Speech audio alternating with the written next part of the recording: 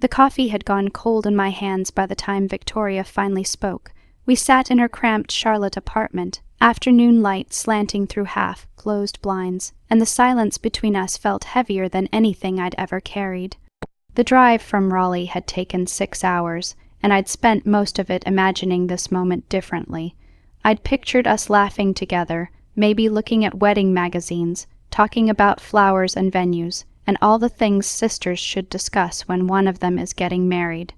Instead, the air between us felt thick with something I couldn't name, something that made my chest tight and my hands grip the coffee mug harder than necessary. "You're not coming to the wedding, Sheila." The words landed like stones dropping into still water, sending ripples of confusion and hurt through me. I stared at my younger sister, searching her face for some sign this was a joke, some hint of the playful Victoria I'd grown up with. But her eyes remained fixed on the laundry she was folding with mechanical precision, her movements quick and nervous, like she was trying to keep her hands busy so they wouldn't shake. "What are you talking about?" I kept my voice steady, though my heart had started racing. "Vicky, I'm your sister." The statement felt absurd even as I said it, as if I needed to remind her of something so fundamental, so unchangeable. We'd shared everything growing up, not just a bedroom, but our deepest secrets, our fears, our dreams. We'd survived the worst thing imaginable together when our parents died in that car accident 5 years ago, leaving us orphans at 22 and 19. I'd put my entire life on hold to make sure she could finish college, postponing graduate school and working 2 jobs, so she wouldn't have to worry about anything except her classes and healing from our shared grief. "It's better this way." Her hands trembled as she snapped a shirt in the air before folding it with precise, almost obsessive care. "The wedding will be small, just his family and a few close friends." The way she said it made it sound like she was reading from a script, like someone had told her exactly what to say and she was repeating it word for word without really thinking about what those words meant. The hurt cut deep, slicing through me with unexpected sharpness. "I'm not close."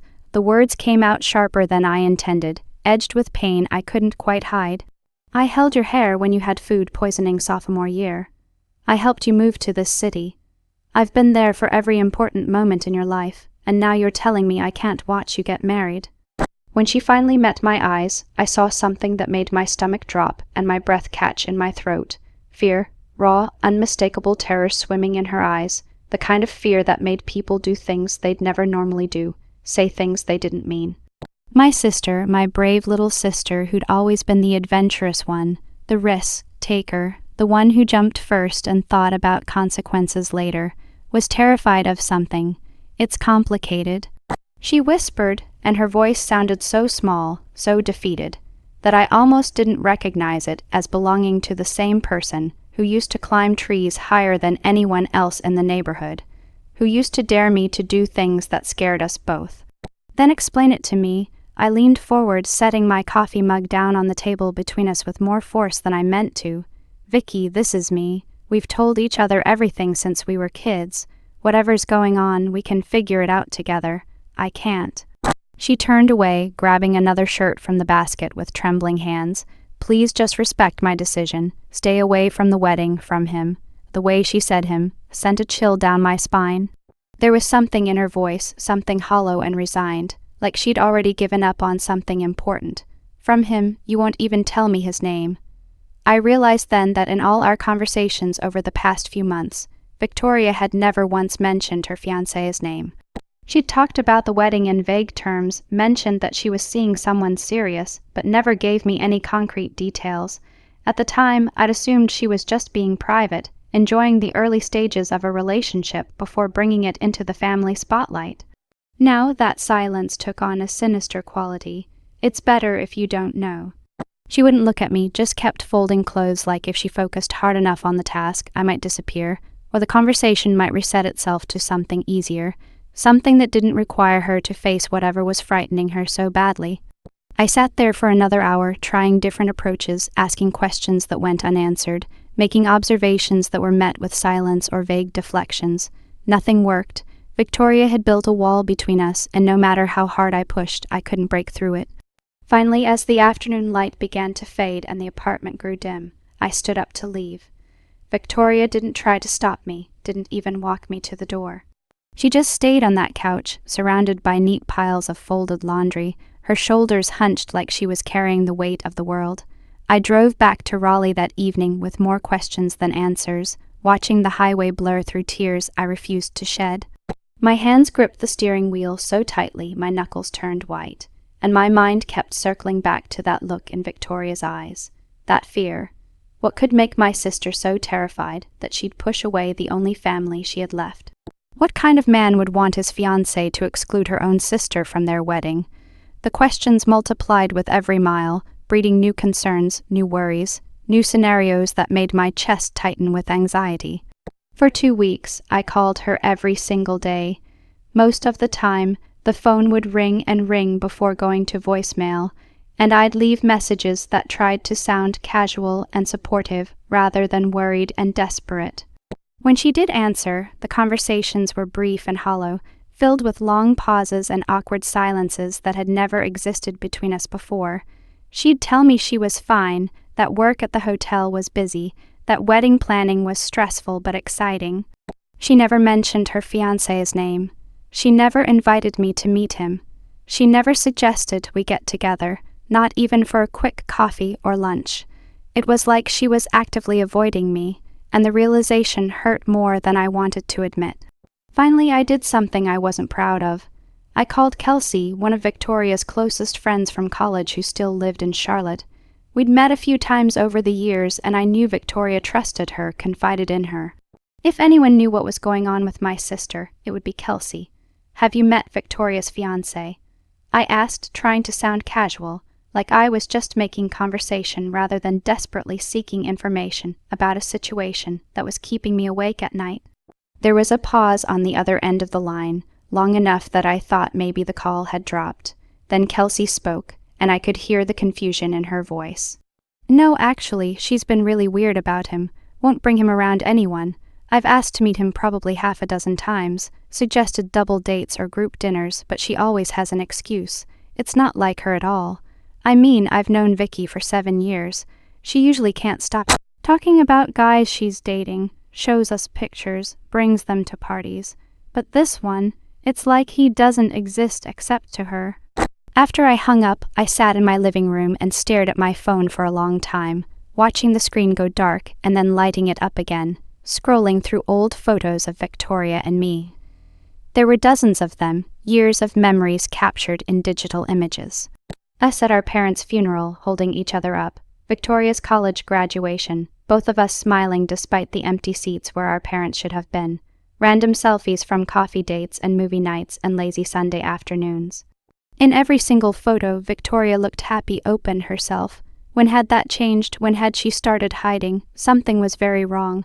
My sister was hiding something, or someone was making her hide something.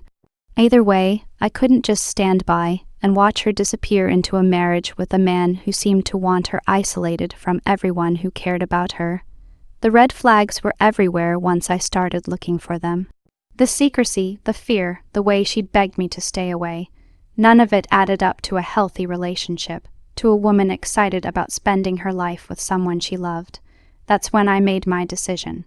If Victoria wouldn't let me meet her fiancé, if she wouldn't tell me his name or introduce him to her friends, then I'd find him myself.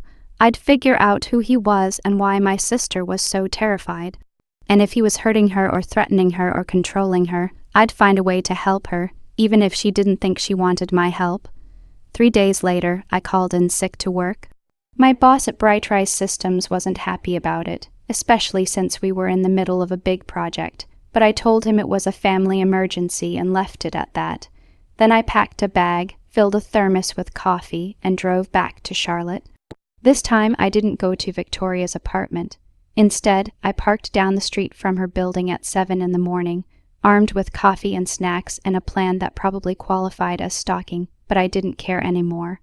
Something in my gut told me my sister needed help, even if she wouldn't admit it, even if she'd hate me for interfering.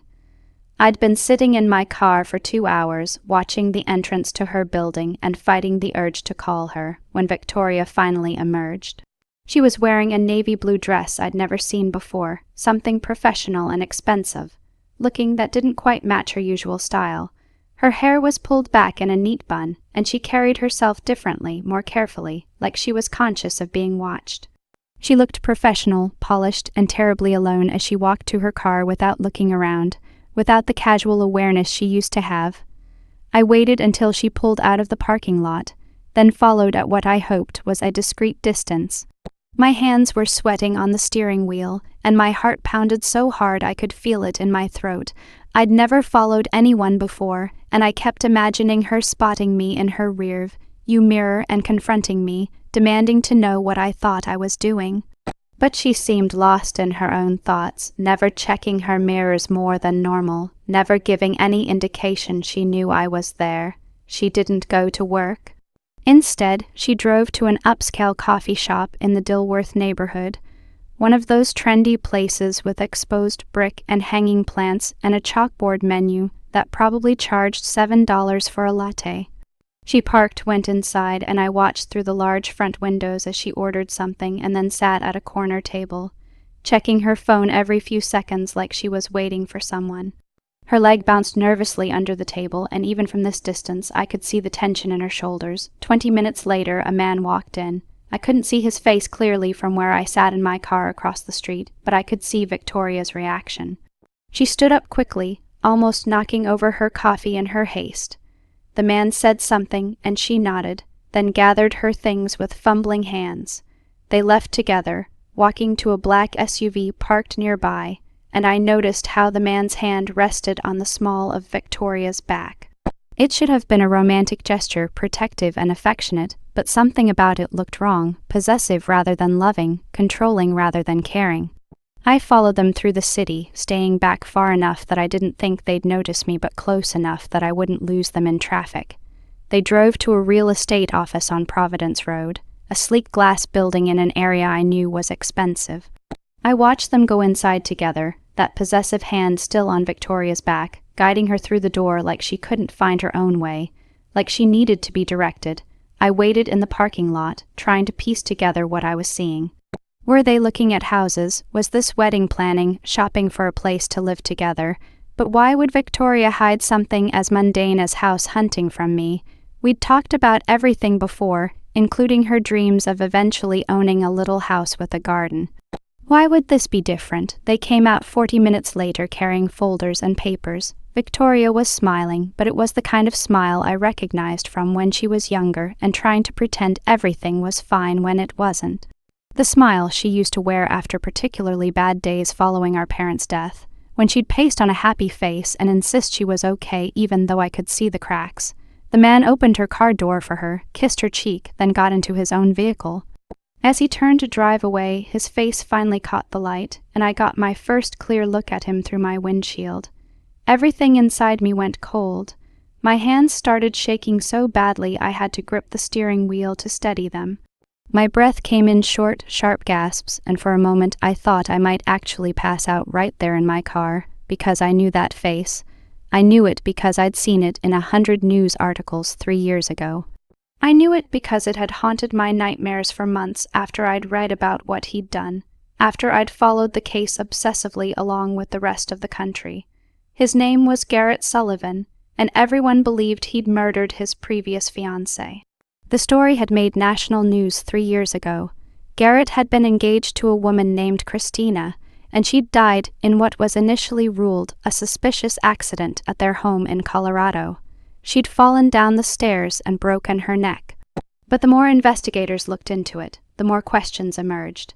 Neighbors reported hearing arguments. Christina's friends said she'd been planning to leave him, that she was scared of him.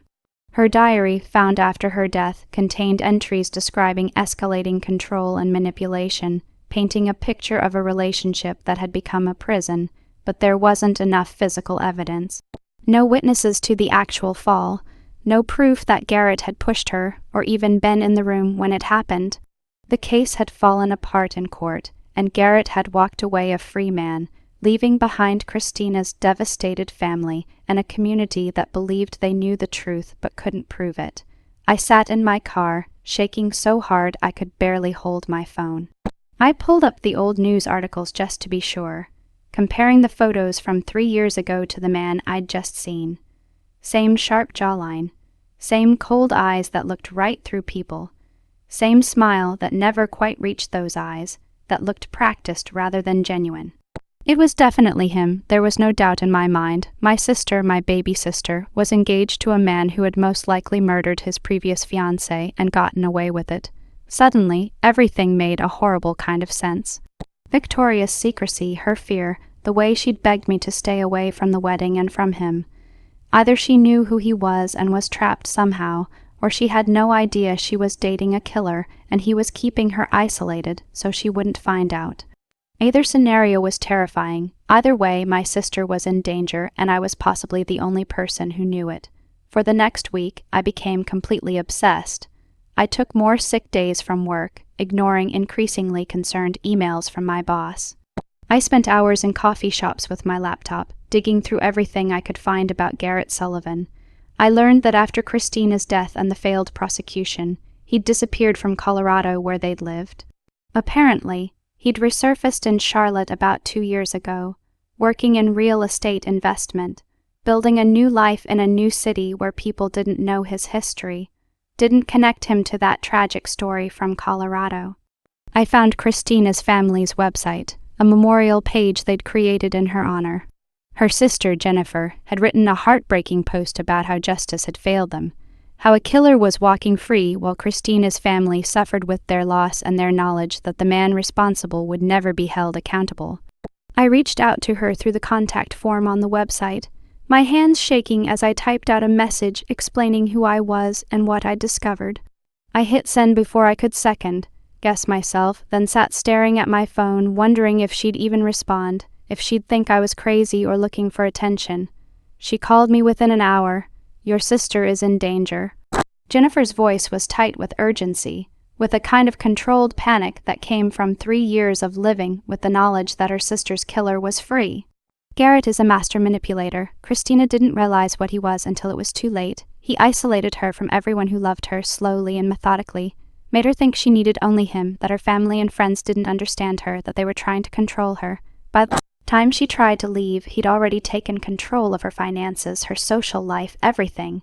She couldn't make a move without him knowing about it. Did she try to get help? I asked, my voice barely above a whisper.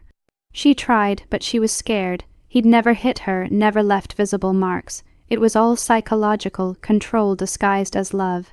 He'd tell her he was protecting her, that he just loved her so much he couldn't stand to be apart from her. And then one day, she fell down the stairs. Jennifer's voice broke, and I could hear tears she was fighting to hold back. "Please don't let him do to your sister what he did to mine. Please, I can't watch another family go through what we went through.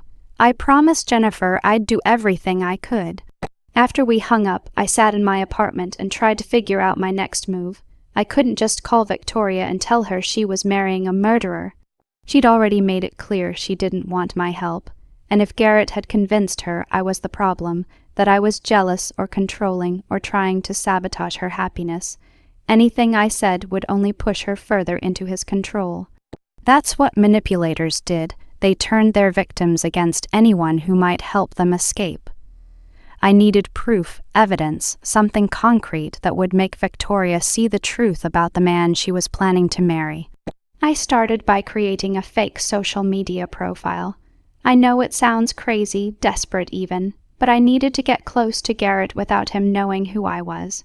I used old photos of a friend from college who'd moved to Australia, changed some details about background and education, and created a persona named Michelle who worked in property management. I spent days making the profile look legitimate, adding posts and photos that went back months, creating a believable digital footprint. It took 2 weeks, but I finally managed to connect with him through a real estate networking group online.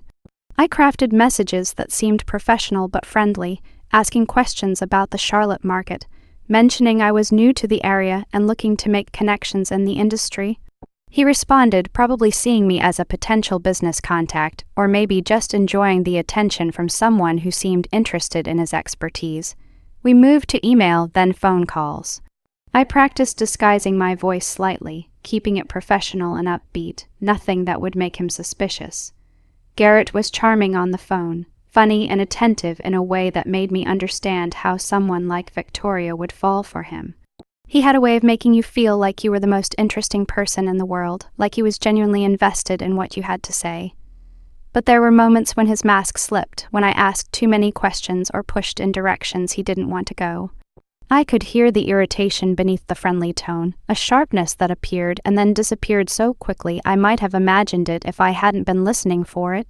When I mentioned other men in passing, there was a possessiveness in how he redirected the conversation, subtle but definitely there.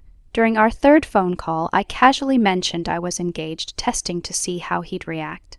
"Congratulations," he said, but his voice had cooled noticeably, like he'd withdrawn somehow.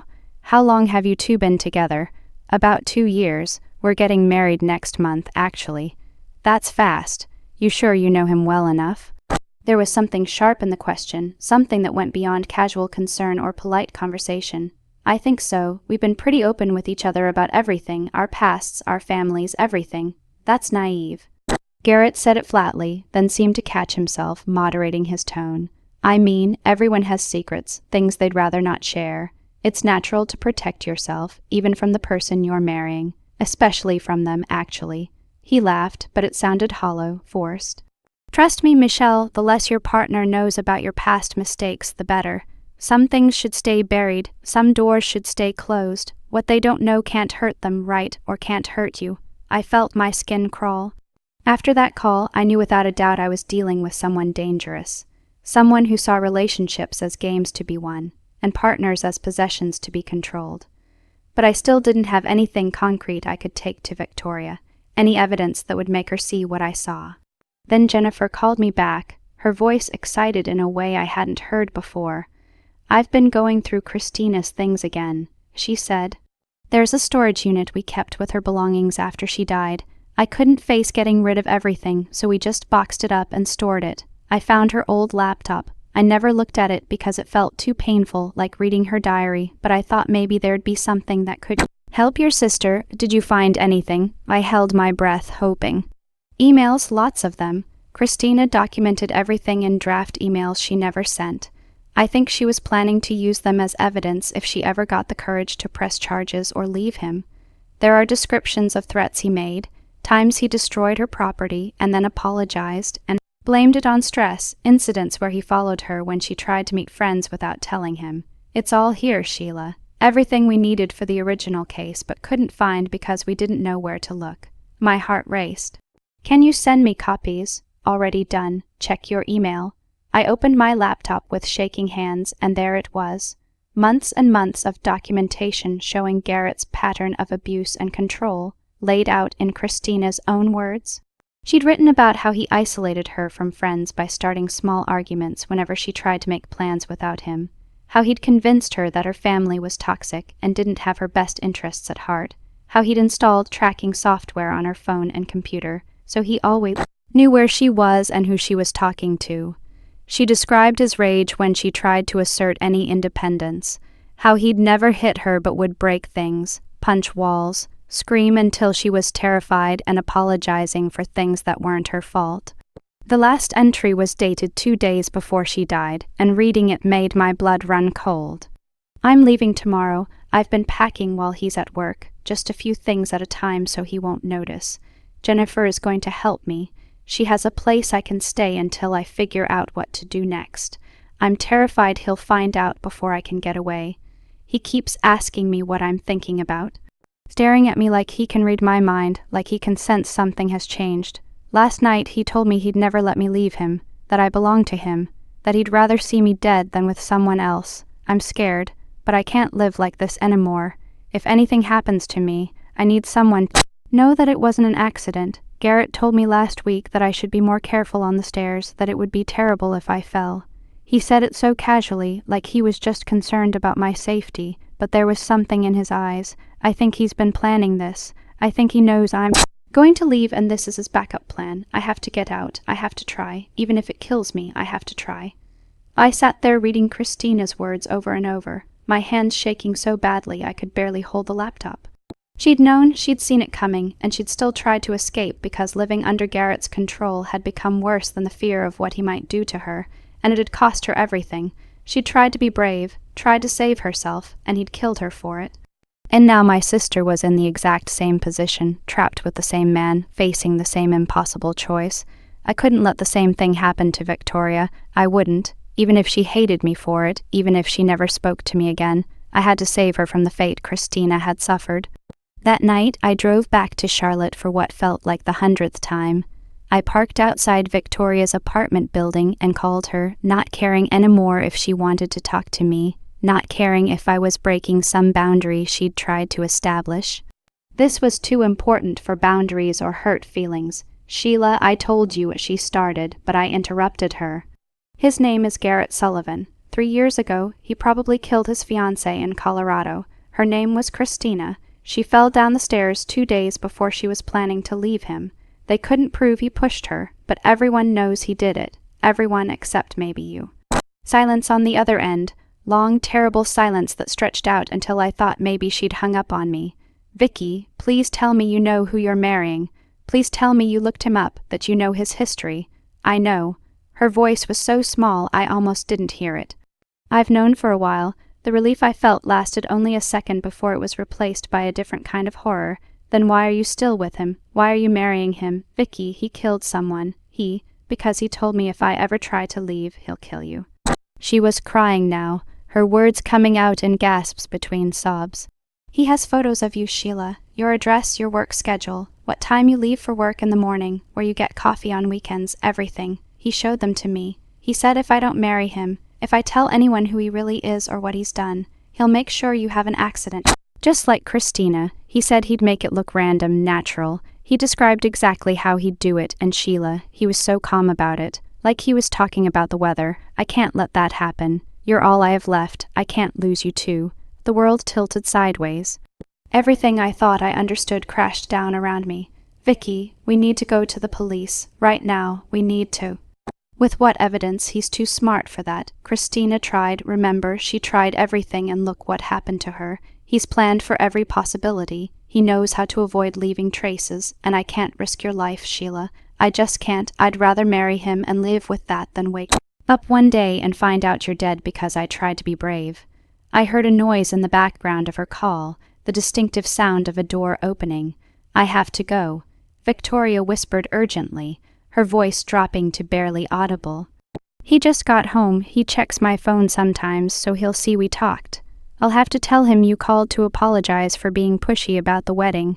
Please, Sheila, forget about this. Forget about me. Just stay safe and stay away." She hung up before I could respond.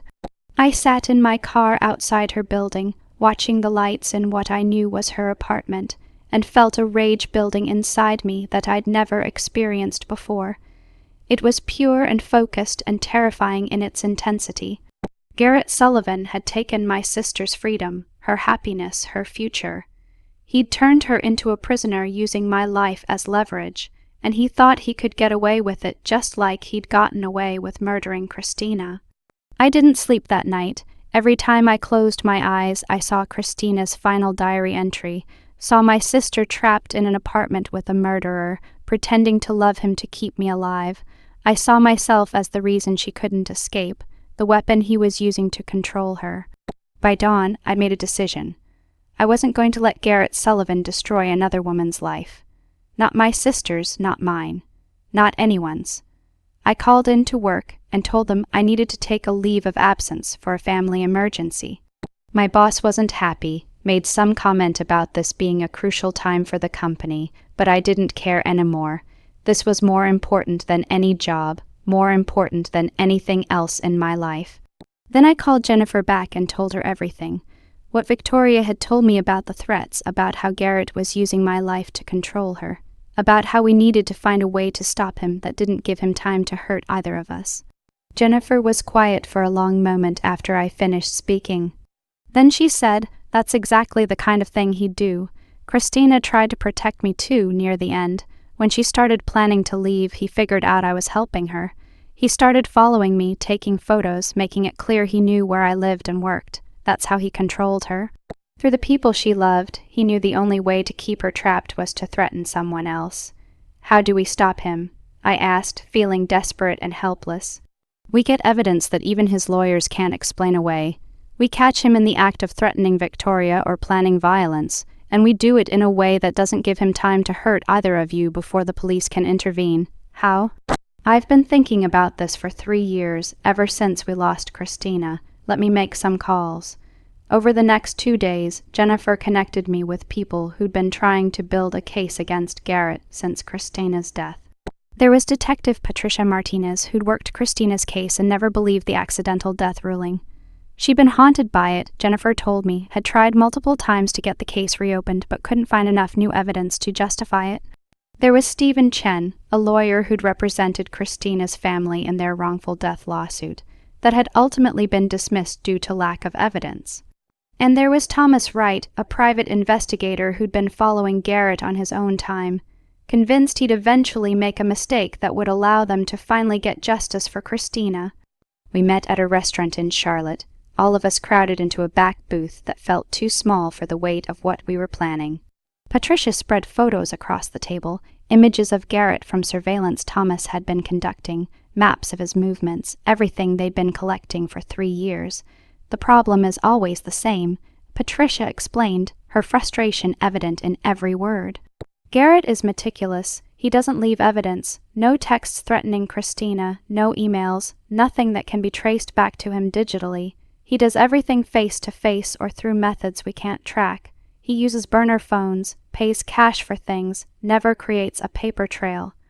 What about recording him? I asked. If Victoria records their conversations, wouldn't that be evidence? North Carolina is a one-party consent state, Stevens said.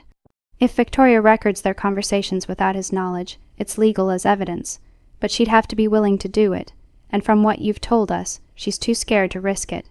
She thinks he'll know somehow, that he'll find out and hurt you before we can stop him. So we need to catch him threatening her without her cooperation. Thomas said, that's nearly impossible. He's too careful, too controlled. What if we make him think she's trying to leave? I suggested. What if we set up a situation where he has to show his hand, where his control is threatened and he has to act to maintain it? Patricia frowned, her detective's mind already working through the problems with that plan. That's dangerous. If he feels threatened, he might escalate immediately, strike before we can stop him, and if we're not careful, Victoria could get hurt. But if we control the situation, I argued, leaning forward. If we have people watching, ready to intervene the second things go wrong, isn't that our best shot? They exchanged glances around the table. Finally, Stephen spoke. It's risky, but you're right. We've been waiting for him to slip up for 3 years, and it hasn't happened. Maybe it's time to force his hand. Maybe it's time to stop playing defense and go on offense. We spent hours planning every detail. The key was creating a scenario where Garrett would feel his control slipping, where he'd have to act to maintain his grip on Victoria, but we needed to do it in a way that kept both Victoria and me safe, that didn't give him any opportunity to hurt either of us before we could stop him. I'll talk to Victoria, I said finally. I'll explain what we're planning. Maybe if she knows we have a safety net, if she understands she won't be alone in this, she'll agree to help. And if she doesn't, Jennifer asked. Then I'll do it without her permission because I'm not watching another woman die to protect me. I'm not letting Garrett Sullivan take my sister like he took yours. That evening I texted Victoria from a burner phone Thomas had given me. I told her to meet me at a park near her apartment, that I had a plan but we needed to talk somewhere, Gar. Ed wouldn't see us together, somewhere he wouldn't think to look. She showed up 20 minutes later, looking exhausted, dark circles under her eyes that makeup couldn't quite hide. Her shoulders hunched like she'd been carrying something heavy for too long. We sat on a bench far from the parking lot, far from anyone who might overhear, and I explained everything. The team I'd assembled, Christina's laptop with all its evidence, the plan to trap Garrett and force him to show his true nature while we had the means to prove it. I told her about Patricia and Thomas and Stephen, about how they'd all been waiting for a chance to finally get justice for Christina and stop Garrett before he could hurt anyone else. You don't understand, Victoria said when I finished, her voice flat with resignation. He's always watching, always. He has tracking software on my phone. He monitors my credit card statements. He knows where I am every minute of every day. If I deviate from my normal routine by even a few minutes, he texts me asking where I am and what I'm doing. He knows what I order at restaurants, who I talk to at work, everything. Then we use that against him. I said, we make him think he's in control right up until he isn't. We use his overconfidence, his certainty that he's thought of everything.